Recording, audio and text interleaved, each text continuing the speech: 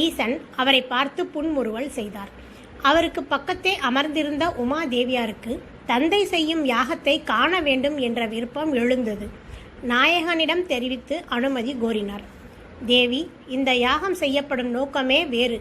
தக்ஷன் தான் பெற்ற உயரிய பதவியின் மோகத்தில் இருக்கிறான். அவன் உன்னை மதிக்க மாட்டான். அங்கு செல்வதால் நீ அவமானமே அடைவாய் என்றார் ஈசன்.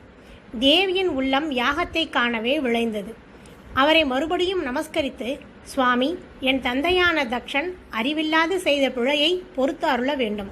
நம் மீது அவருக்குள்ளே கோபத்தாலேயே நம்மை அழைக்கவில்லை. என்னை நேரிலே கண்டதும் அவருடைய கோபம் தானே நீங்கிவிடும்.